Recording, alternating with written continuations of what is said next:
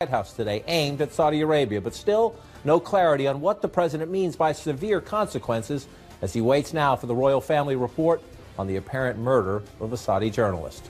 Plus, the next campaign is front and center in this campaign. A half dozen Democrats mulling 2020 presidential runs are out today making friends and urging big blue turnout in the 2018 midterms.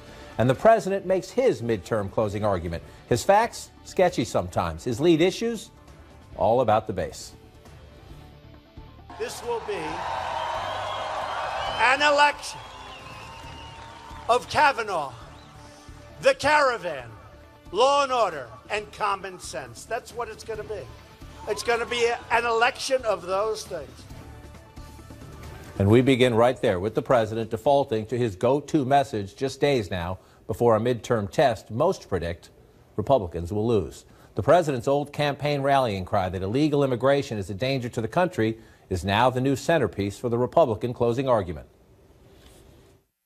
And remember, it's going to be an election of the caravan. You know what I'm talking about.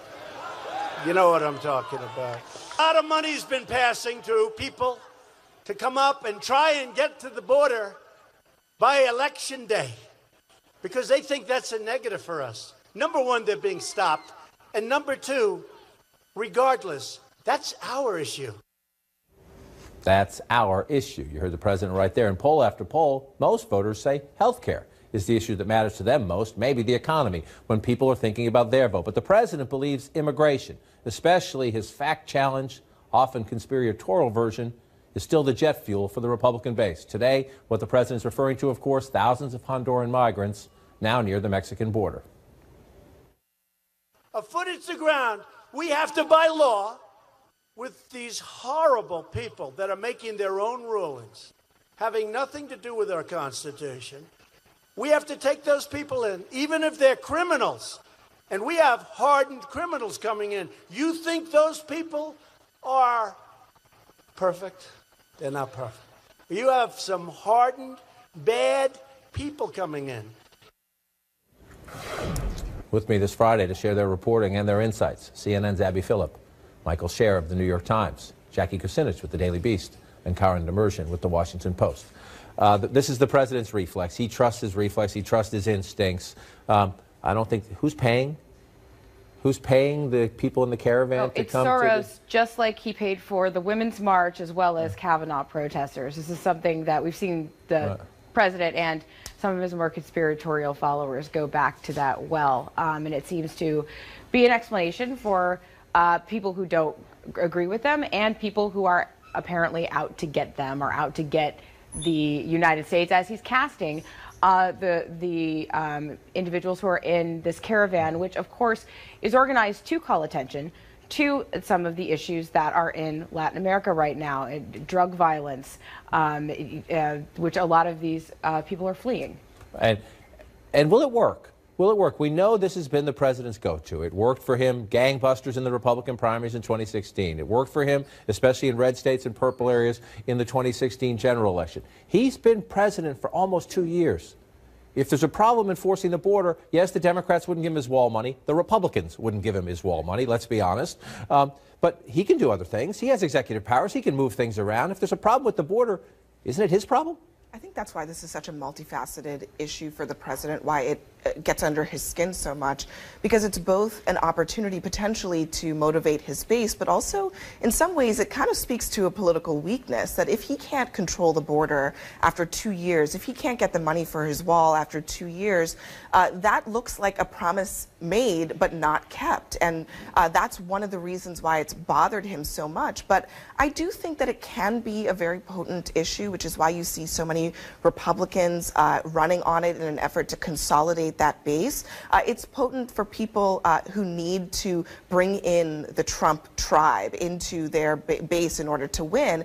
Maybe not so much for people in purple states or purple districts, but for Republicans who are having a hard time channeling Trumpism, this is a pretty easy, straightforward, direct way to do it. It's a great point, because the midterm is always a referendum on the president. In other ways, this is also a referendum on the Trump playbook, if you will.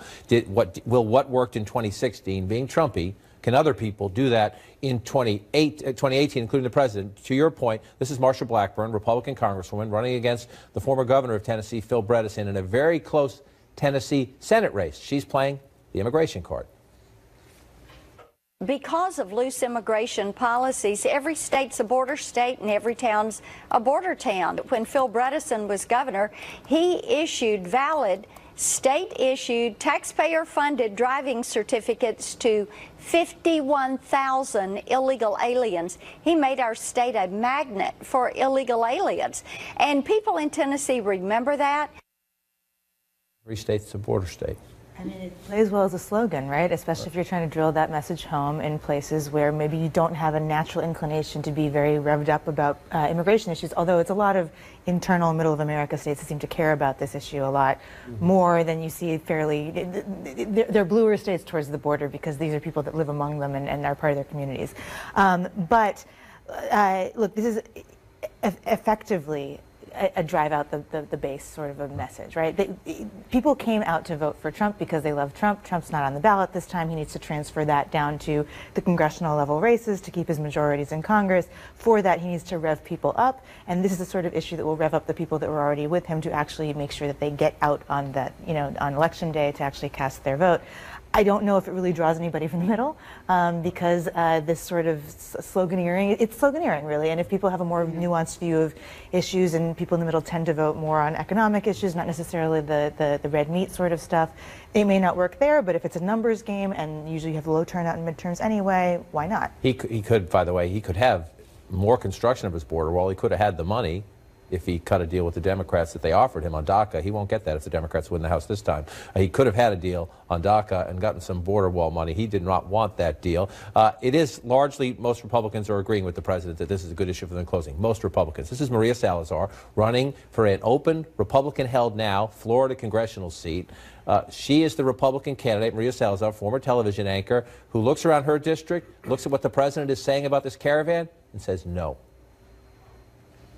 You have to understand that Honduras is the most violent country in the hemisphere. And you would do it too if your daughter is facing to be raped or your son to be part of a, and I'm not condoning, I understand that we need to protect our border. And I am a Republican and I believe that we need to have a very strict border security. But you also have to understand that our neighbors are desperate. The overwhelming majority of those people are facing death. Yeah. They're under the threat of death. The president says they're bad people. She says the overwhelming majority are anything but bad people. And you won't get a lot of Republicans taking that line. That's obviously a particular case. I think what you have to understand for President Trump, this is not only a sort of political calculation. This is very personal for him because what you've seen over and over again is the president becoming really passionate about his failure to do what he said he was going to do. When we hear stories, you just heard one yesterday about a screaming match between the chief of staff and the national security advisor over this issue. We've heard previous times when the president has just berated his Homeland Security secretary over this issue. It comes up again and again inside the White House when the president is shown evidence that despite his efforts, despite all of the things that we've heard of, the executive orders, the travel bans, the efforts to restrict, to increase enforcement and restrict other ways of coming in, people are still coming in. And he gets handed documents that say, look, it's actually higher this month than it was last month, and it's higher this year than it was last year. And he goes into a rage. And so part of what's happening is that the politics is sort of flowing from his own personal anger on the issue. And he's taking a lot of heat from it, from his conservative base on television. The president watches a lot of TV, and the people that he watched talk about this issue all the time. And they say, where's the border wall? Why are these caravans coming? They're showing the images of people walking up through Central America, through Mexico. Look, this is how the president views the world. He's watching these images, and he's watching people that he listens to tell him that he needs to do more, and he's going to his aides like Kirstjen Nielsen and like John Kelly and saying, what is going on with this? And they're approaching this the way a lot of administrations do, which is that you have to work with these countries. You have to work with Honduras and Guatemala in order to help them help you. But the president is not interested in that. He wants to cut the spigot off. It's going to be a fascinating test. You see, you're right. The candidate, Salazar, she's not a congresswoman, yes, she's a candidate. She's an exception. Most Republicans are with the president, but Montana yesterday, you can sell that message. He's in Arizona and then Nevada, where there's certainly a Trump base in both of those states, but there's also a risk that he enlivens and awakens the Latino community in those states. 2 key Senate races there, too. Fascinating to watch as we play this out. Up next, the president changes his approach, or at least his tone, over the apparent murder of a journalist.